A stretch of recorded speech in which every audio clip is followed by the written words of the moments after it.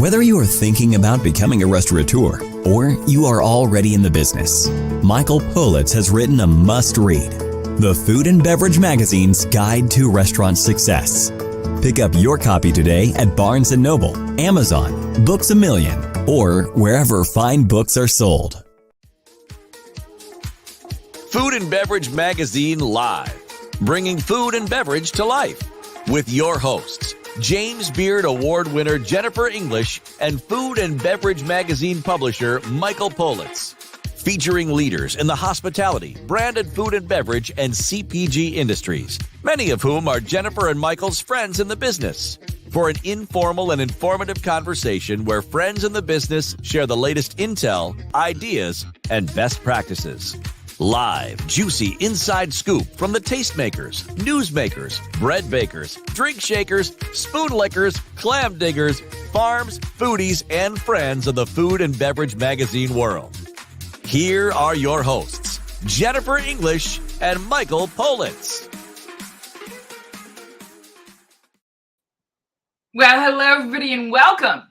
I'm Jennifer English, and this is one of my favorite things that we get to do. We get to talk to our friends in the business who are literally thought leaders and influencers in their sectors of our industry. We all love our industry. The hospitality industry is booming with activity right now as we all imagine what the future of food and hospitality looks like.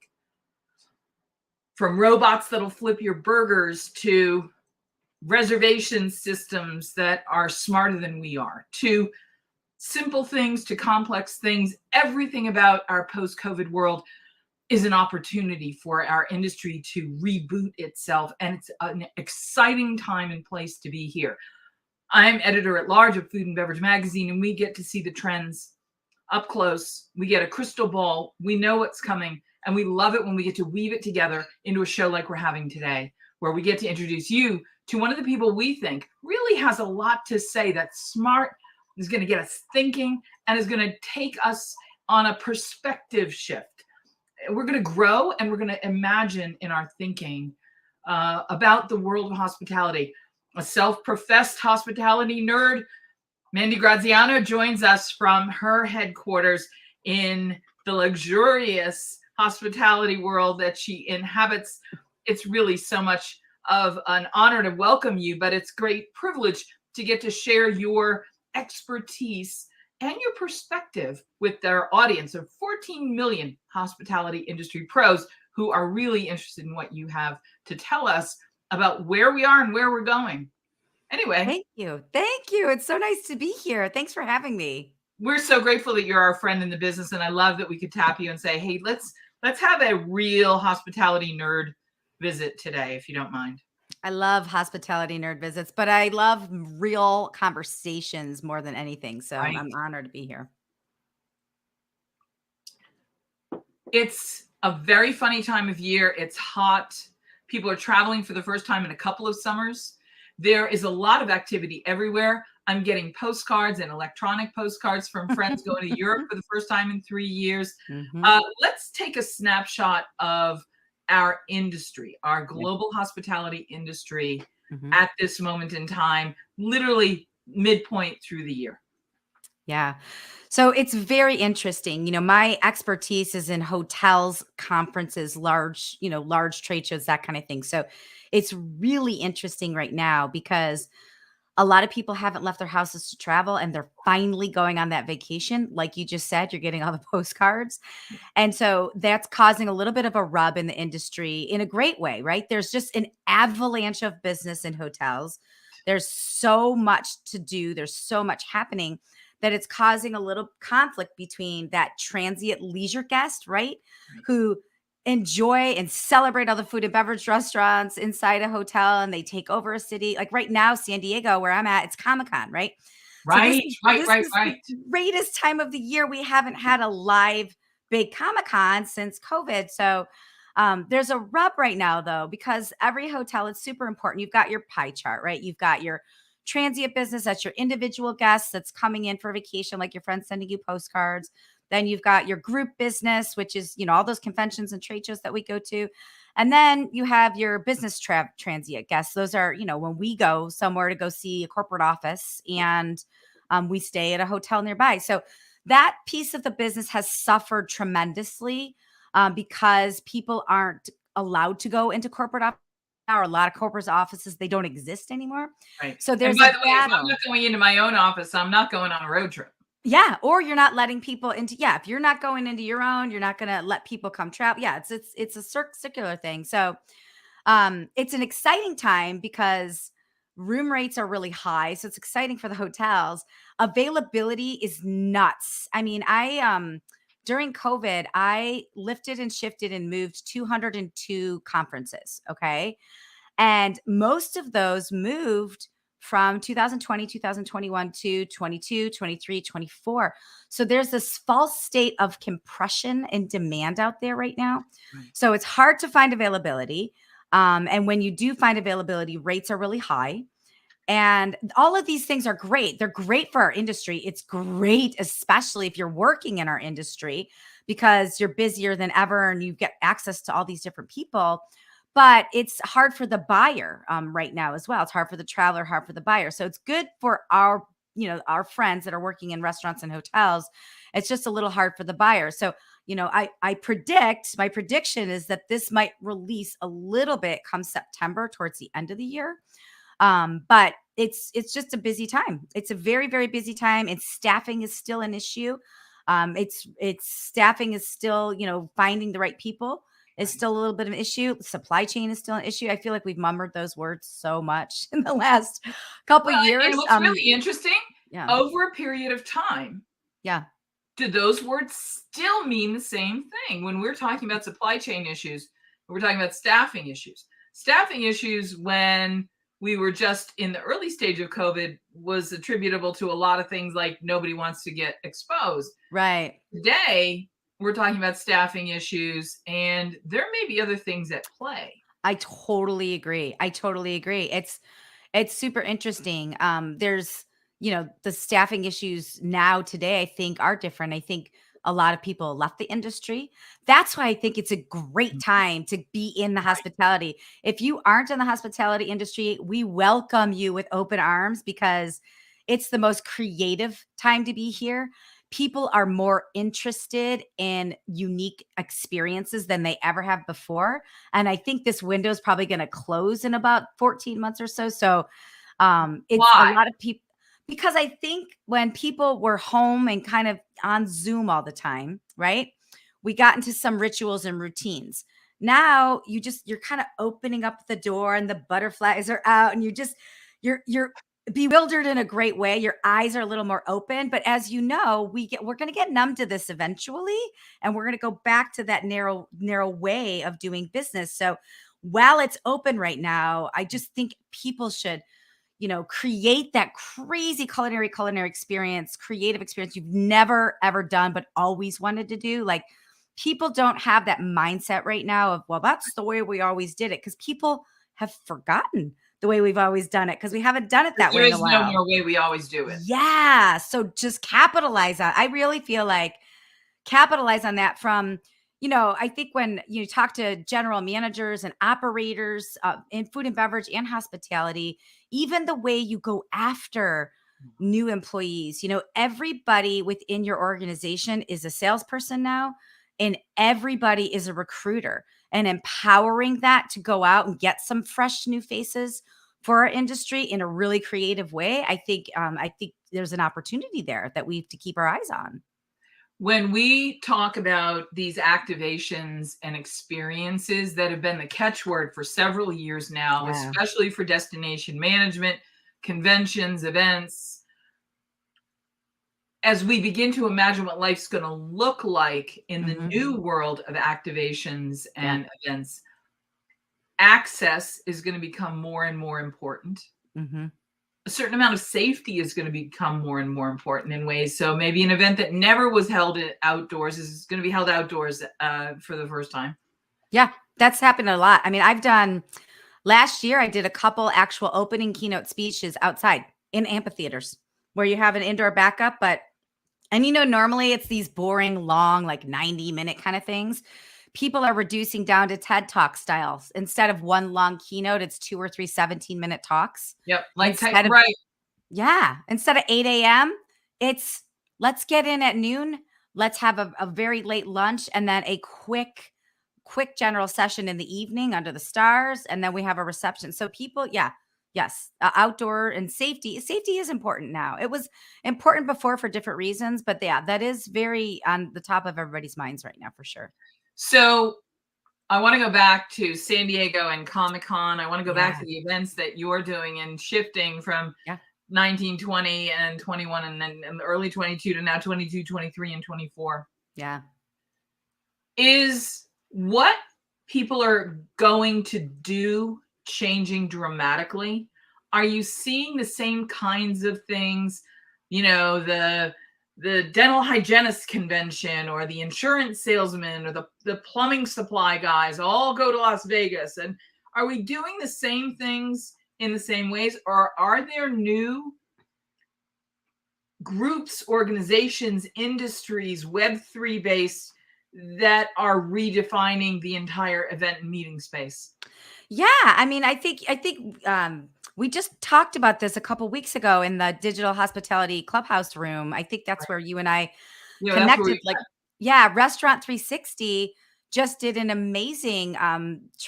They didn't even call it a convention; they called it the restaurant tour, right? And they used the Wiltmore, a venue in LA, instead of. So people are looking at that instead of the traditional convention center. People are looking at these unique standalone warehouses, or Hudson Yards in New York, for example, is a really cool new venue. So people's minds are more open now than they were before. So they are looking at that. And then the programming is different. People are looking at, instead of 4 days, be 3 days, instead of power packed 7 a.m. to 7 p.m. People are giving a little more a breakfast on a flow from 7 to 9 instead of a 7 a.m. speaker breakfast where you watch a bunch of videos. People want experience to be able to network. It's a family reunion. People haven't seen each other in a long time. Right. They're utilizing really interesting food and beverage experiences. Like, I was just at a conference a couple weeks ago where they had, and I don't know if you've seen this, they had it was a fake, kind of fake succulent wall. And you rang the bell. And after you rang the bell, a hand with a white glove poked through the hole and handed you a glass of champagne. Now, we couldn't keep people's interest that long a couple years ago, but now people are like, oh, what happens when I ring the bell? What is through that? So I think activations are becoming interesting. I think there's different industries, for example, sales kickoffs, right? In the past, where people might have sent a certain amount of people, I think now they're sending even more because they realize it's not just sales, isn't just about the salespeople. It's about the entire organization. Incentive trips, like those, when you win the prize and you go to Caribbean for the President's Club kind of thing. I think those always used to be the first half of the year. I think people are extending those to different parts of the year. So yeah, I mean, I think a lot of things are changing in different ways for sure. How many events, conventions, and meetings are being held exclusively online? And is that becoming a bigger part of your business? Yes and no. If you would have asked me this time last year, I would say 65% of conventions are virtual right now. But right now, I would say about 30% are virtual. I will say this though, because everybody wants to get back to live. For the most part, people are live. Like, I know, because I book meetings all day, every day, and negotiate these contracts all day, every day. It is 90% of my clients are back to face-to-face with an added element of virtual. So, a couple years ago when everybody was doing virtual, if they were going live, they were doing virtual and live at the same time, which is so difficult. It's like doing 2 meetings at once. So a lot of people learned some good lessons from that and said, okay, we're going to do live. We're going to offer a virtual component for people that can't make it in for various reasons. And that virtual is either going to be before or after the conference. And sometimes the virtual is just the keynote. And then you can opt in and out of breakouts. And that way the person running the conference isn't running 2 meetings at once. And it's a little more of a condensed and a better experience for the person at home too. So we've learned some lessons. By the way, we learned that you can do things in remote meetings, conventions, and events that are better than when you're in person. Yes. So Yes. we're in this hybrid mode, right? It's going to be very interesting to see sort of what shakes out. We, of course, know that 110,000 restaurants closed during the period of COVID. There's a huge impact from that, including all of those staffers who had to find either a different gig somewhere else or a different gig in hospitality. Yeah. You would think we had enough people, enough staffing. Still is an issue. But I want to talk about the fact, I'm curious, and I don't have a statistic for this, so I should have probably imagined this before we chatted. But did as many hotels close as restaurants during the period of COVID? I don't know the answer to that, but just from my experience of dealing with restaurants and hotels all the time, I think more restaurants than hotels closed. Yeah, I do too. Because we need to look that one up, and we have to get back to the audience on that one.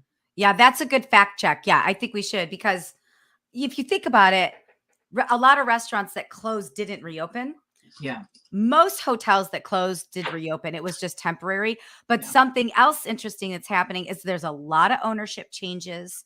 Right. There's a lot of franchise flag changes. There's a lot of shifting, and there's a lot of combining of different brands too, that has come out of COVID as well. And then I will say, kind of going back to the staffing, even though people that left the hospitality industry, like, for example, so many people in the hospitality industry, they went to the assisted living industry, very similar, right? Very similar industry. But I think that there also has to be a change in the operator mentality. I think there's still a lot of growth and opportunity in how we manage our staff, because I think, That's true, you've a director of sales at a hotel in Virginia Beach who I adore. And I've talked to her a couple times in 2020. And, she used to just be the executive. And a couple times she was cleaning someone's vomit out of a stairwell and checking people in. And so I think that they were wearing so many hats. And then I think a lot of the operators got used to the employees wearing all the hats. And we haven't made any sort of like gratitude adjustment. Like, hey, thank you for all your hard work. We're going to get you back to your normal work. We're going to beef staff back up. I think there's still a lot of ironing out of that we have to do so we can continue to welcome people back. Let's talk about how hospitality has shifted and bloomed during this experience. Okay. We've been the hospitality industry. We're a service industry. Mm-hmm. We take care of people. It's in our blood. I'm a servant. I'll bust your table. I'm privileged to do it. I want to make sure you have an amazing time. Mm-hmm. I see you. I hear you. You matter. All are welcome at my table. These are ideas that are at the core of hospitality. Yeah. What happens when restaurants close and become delivery dominant? What happens when we lose the front of the house? How do we grow and develop a new expression of table touch and hospitality in this world at both the restaurant level and in the hotel side of things? I love this question. And I think about this a lot because, like I said earlier, I'm a hospitality nerd, and I feel for our pals in that sense, right? But then I also realize what an opportunity it is, because we have to look at it. It's not just about the table touch. You have to look at the whole organic educational experience, right? If you think about the bartender who used to be just a bartender, but now that bartender has a moniker and 1 million Instagram followers, and people are just coming to that place because of that person. So I think there's some opportunity for us to grow within ourselves and develop our own personal brand within hospitality. And then maybe I don't just work at that one place. Maybe because of my own moniker, all these different places want me to work for them too. So I think there's an opportunity through social media, through smartphone storytelling, to tell a story about that one person, right? And that one person can work at all these different places and bring business in Wednesday, one place, Thursday, another place, Friday, another place. So I think there's that element of it. And same with, let's translate that briefly. Yeah. Because everybody's a salesperson. Everybody is an ambassador. Everybody is a content creator. Mm-hmm. Everybody on your staff now has so many hats that they wear, both officially and sort of, I don't want to say unofficially, but culturally. Culturally. Yeah. And I think it can be whatever you want it to be, right? There's still going to be people that clock in and clock out. That's fine, right? Your team, your bench has to be balanced. You don't want everybody on your team to be an influencer, and you don't want everybody on your team to clock in and clock out. So I think we've got to really look at our bench right now and say, how do we keep this balance? Who's going to do what? And identify that. And it's very possible, but going back to your original question about how are we blossoming and blooming, and there's a lot of quick serve things in the front of the house maybe going away. I think there's a place as we bloom and blossom for the front of the house. It may not be in that restaurant that you were originally working at. Your role may be totally different. It may be at these private parties that are happening. It may be like you were talking about hybrid conventions before. One of the coolest things I saw, and I think it was Salesforce that did it, that had watch parties for the people that were doing the virtual events. So you might now be a host or a hostess at a watch party, and now you're interacting with all these interesting tech people, and you might be the bartender. You might, I think there's an opportunity for the people that are not in the front of house anymore. I think there's a lot of blooming that can happen and replacement for sure. And, you may be a Seattle-based company with a pod in Austin, Texas, or an Austin company with a pod in Seattle. I can see how you would have these semi-hybridized. One of the things that I'd love to throw out to you, we should have a conference focused on the digital table touch. Let's do it. Yeah. Let's create it. Let's get some of our digital hospitality friends involved and do it. I'm down. Absolutely. I love that. How do you envision that? Like, what do you see? I think we should do it right here on Food and Beverage Magazine Live as a conference that people sign up for, and do some incredible imagineering of the future of what hospitality will look like, and how do you table touch a bag of burgers as it's coming in a delivery mechanism to somebody. I'm old, and I'm old school, and I'm OG, so I'm a little old and new, and I am really struggling. Yeah. Because one of the things I hear people like Andrew Zimmern and Ming Tsai and Michael Politz, the publisher of Food and Beverage Magazine, who wrote the incredible Food and Beverage Magazine Guide to Restaurant Success, we all come back to the same ideas of, it's really important that we make you feel welcome. It's really important that we give you food that is not only delicious, but irresistible. And we have a very high duty of care to our guests. And it's important for them to feel and understand that we are genuinely glad to be able to be of service and welcoming you, regardless of whether there's a robot flipping your burger. And I think we have to make you feel like we're glad to see you as we really are, right? Yeah. Everybody should feel famous within the first 10 seconds of that interaction. I agree. But it doesn't always have to be, we don't have to make people feel famous the way we've always made people feel famous. And I think that's the transition, because I'm a little old school too. I love a handwritten note. I love a long dining experience where someone's crumbing the table and I sit down, and I love all of that. But I'm still open to, how do we make people, like you said, the digital table touch? How do we make people feel famous within the first 10 seconds with a robot, or, with somebody dropping your food in your backyard? How do you make somebody feel famous that way? I think there's a lot of areas to explore. Well, one of the things that I'm a big proponent of is using the amenity and redefining and reimagining amenities. Yes. Amenities that when you walk into a hotel room, there's a card from the director of sales or the director of rooms or the general manager, and there's a glass of wine or a plate of fruit, maybe a little cheese, maybe some cookies. Just something to say, relax, you're here. I got you. We're so glad you're here. We will take care of everything you need. To me, that's the most exciting thing about this moment in time of reimagining and rebooting our industry, because we get to reimagine what it is to make people feel that special. I agree. And I think we can't discount the power of an amenity. I was at a hotel last year for a site inspection, and I walked into the hotel room and they had put my company logo on the pillowcases. They had a picture of my family in a picture frame on the desk. And they said, "We're glad you're here." Those little things, right? Those little touches matter. But I think even taking it a step further and incorporating technology, I love handwritten notes.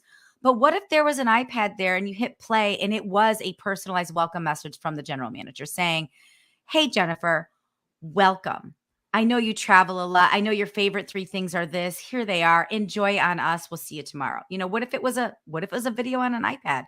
It takes probably less time to do that than write a letter. And by the way, you were thinking about me in a thoughtful, intentional way. To me, those are things. I don't care whether you're doing a Comic-Con for 100,000 people in San Diego under the bright blue skies, or you are doing a regionalized, small, specialty organization, remote only kind of a conference. It doesn't matter. There are some things about our business that really aren't going to change. That's where we have to start building whatever we build next. What doesn't change is taking care of people and being of service. That's right. Hospitality.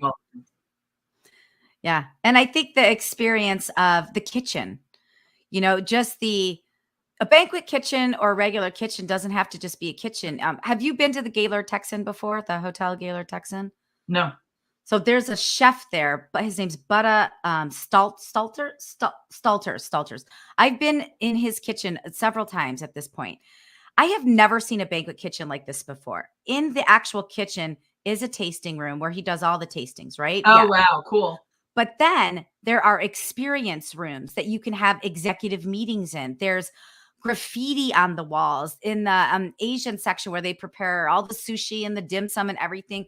There's these super cool lights that are hanging that he got from a trip to Asia. Wow. So, I think lifting up the hood and allowing people to see the secret sauce a little bit more right now, I think is also a way of welcoming people into your hospitality zone. Well, that's access. And that's access. The other thing. I think access is one of, I have 3 key things that I focus on. And we're going to actually do a series of these. I won't talk about them all now because I don't want to spill all my beans and give away all my cookies at once. But I really do believe that one of the most important things we're going to see in the future is going to be access and how we define access and what that means. agree. Hey, listen, I want to thank you for coming and being here. Let's work on our digital table touch. I think that's something Michael Politz is going to get excited about. All right, let's do it. I'm in. All right. Mandi Graziano, tell everybody where they can find you on the World Wide Web or in the metaverse. I am available. So mandigraziano.com. You can find my book on Amazon, Sales Tales, The Hustle Humor Lessons from a Life in Sales. I'm on Instagram, Mandi_Graziano. TikTok. I talk a lot about hospitality on TikTok, among other things. So Mandi Graziano. So really. And tell everybody how long your TikTok videos are. 20 seconds or less. Normally. Yeah. Nice. 20 seconds or less. A couple have been longer, but just 20 seconds or less. Keep it quick. Be brief, be bright, be gone. Can I just tell you, I'm looking forward to collaborating with you. I think you and I should Thelma and Louise it around to see what people are up to. I love it. Let's do it. Let's do it. I'm in. All right. Cheers. Thanks so much. Bye. Thank you. How did you meet these fantastic men? Ian, Paul, it's so lovely to have you here with us. Welcome. And I raise my glass to welcome you. Welcome. The incredible Vanessa Hudgens and Oliver Trevina. Hello and welcome. Hi. Cheers. Thank you. How you doing? I want to talk about the fact that the incredible Padma Lakshmi is joining us. Our extraordinary friend Diane Meena joins us from her home.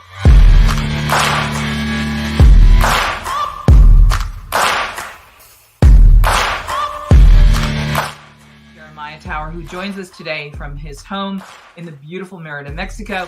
He joins us now, Chef Ming Tsai. Aloha and welcome. What's going on, Jen? Good to see you.